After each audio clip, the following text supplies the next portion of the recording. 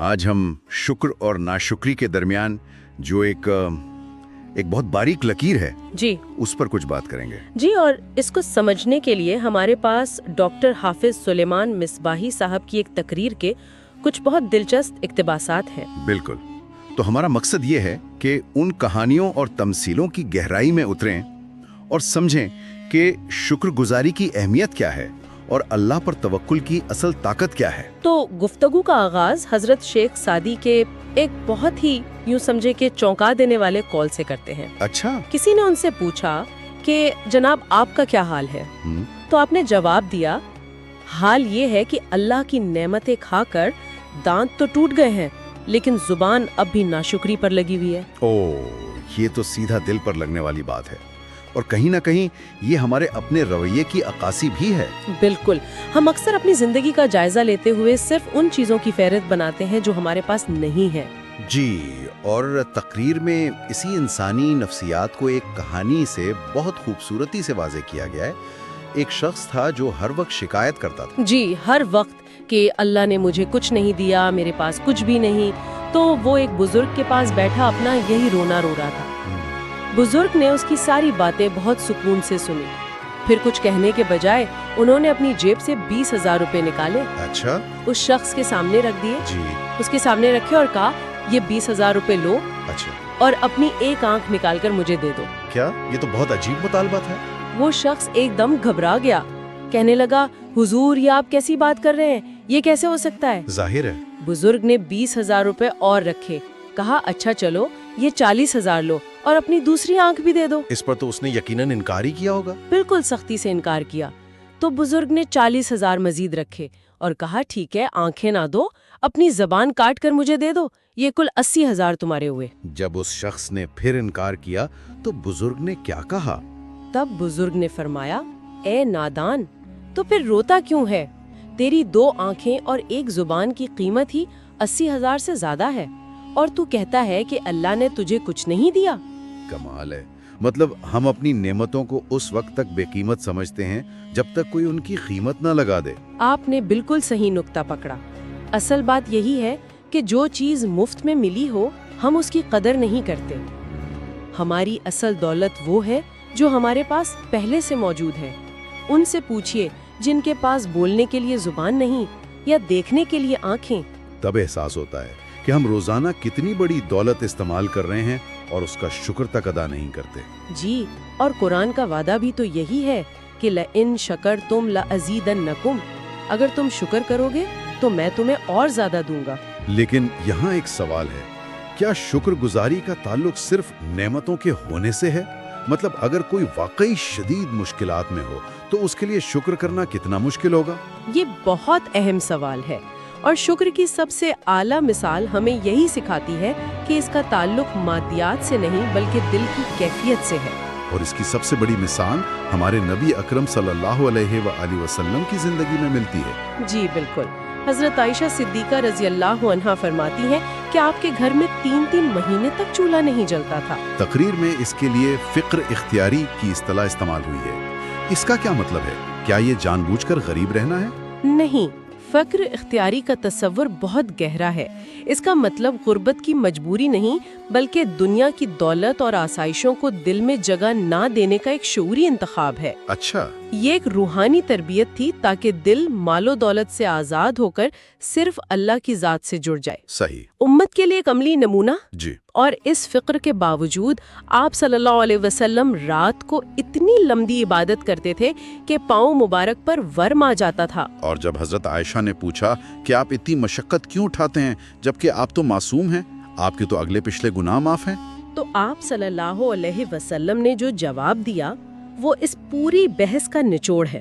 آپ نے فرمایا، افلا اکون عبدا شکورا، یعنی کیا میں اپنے اللہ کا شکر گزار بندہ نہ بنوں؟ بالکل.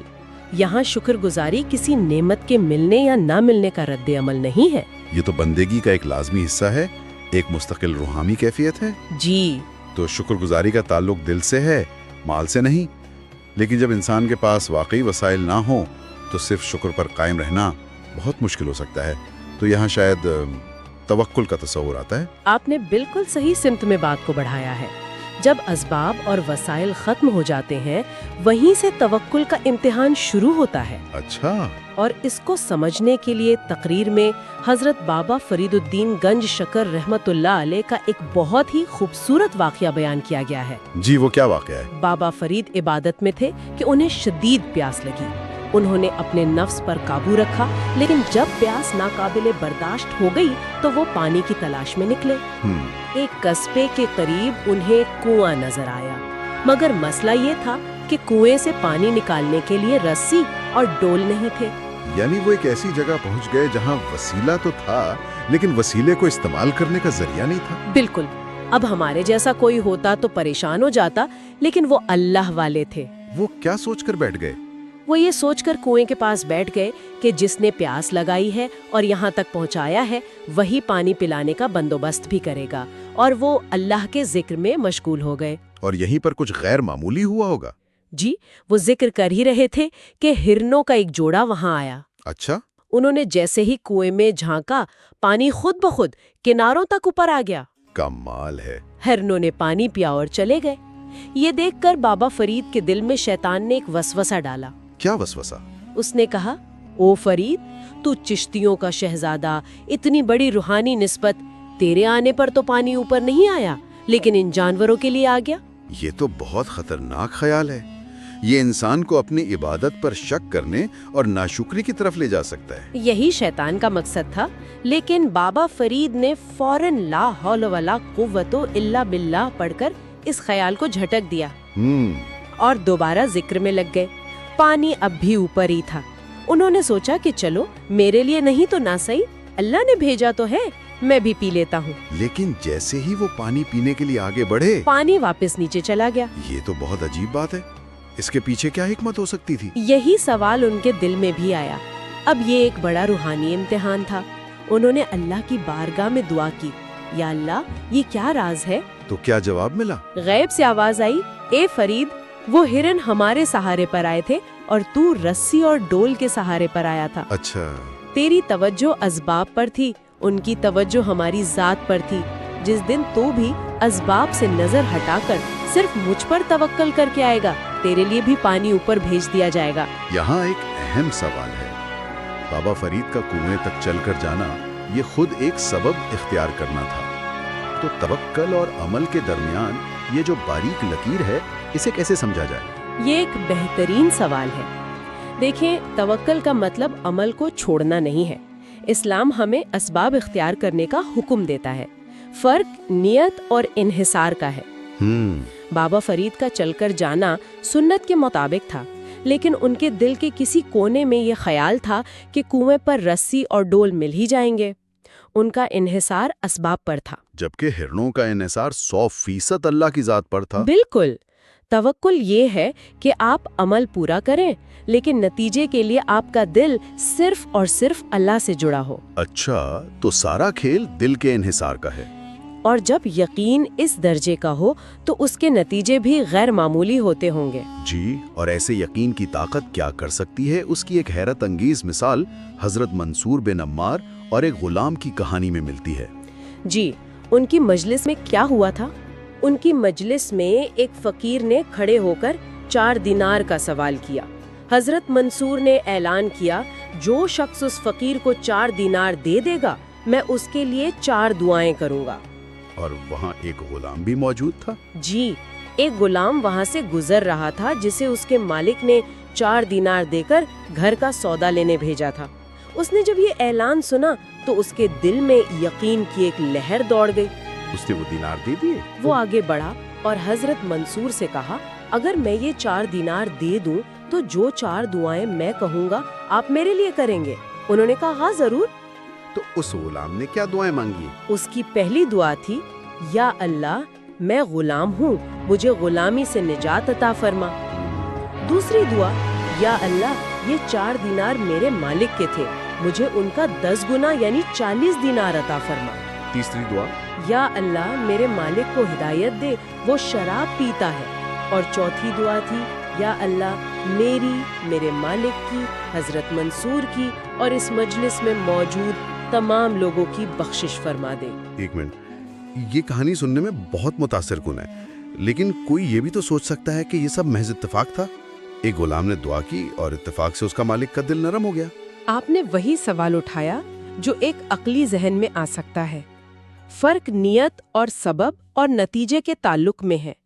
اتفاق میں کوئی وجہ اور اثر کا تعلق نہیں ہوتا. اچھا. یہاں غلام کا عمل یعنی یقین کے ساتھ صدقہ کرنا ایک واضح سبب بنا. جب وہ دیر سے خالی ہاتھ گھر پہنچا تو مالک سخت غصے میں تھا. لیکن جیسے ہی غلام نے بتایا کہ وہ حضرت منصور بن عمار کی مجلس میں تھا، مالک کا غصہ ٹھنڈا ہو گیا. اور پھر کیا ہوا؟ مالک نے پوچھا، پہلی دعا کیا کروائی؟ غلام نے کہا، اپنی آزادی کی. مالک نے فوراً کہا، جا، میں نے تجھے اللہ کے نام پر آزاد کیا. واہ. پھر پوچھا، دوسری دعا؟ غلام نے کہا، 10 گنا رقم کی. مالک نے کہا، جا، میں نے تجھے 4000 دینار بھی دیے. یعنی 2 دعائیں تو فوری قبول ہو گئی. جی. پھر مالک نے پوچھا، تیسری دعا؟ غلام نے جھجکتے ہوئے کہا، وہ آپ کے لیے کروائی ہے کہ آپ شراب چھوڑ دیں. اس پر مالک کا کیا رد عمل تھا؟ یہ سننا تھا کہ مالک کی آنکھوں میں آنسو آ گئے اور اس نے رو کر کہا، جب اللہ کے ولی نے میرے لیے دعا کر دی ہے تو میں آج سے توبہ کرتا ہوں. اور چوتھی دعا؟ غلام نے بتایا کہ میں نے سب کی بخشش کی دعا کروائی ہے. یہ سن کر مالک رو پڑا اور کہنے لگا، اے میرے غلام، جو 3 باتیں میرے اختیار میں تھیں وہ میں نے کر دی، لیکن یہ چوتھا معاملہ تو میرے رب کے اختیار میں ہے. کہانی کا اختتام تو بہت خوبصورت ہے، لیکن اس کا ایک حصہ ابھی باقی ہے. جی، اصل نقطہ تو اب ہے. رات کو جب مالک سویا تو اس نے خواب میں ایک آواز سنی جو کہہ رہی تھی، اے میرے بندے، تو ایک چھوٹا سا بندہ ہو کر وہ سب کچھ کر گزرا جو تیرے اختیار میں تھا.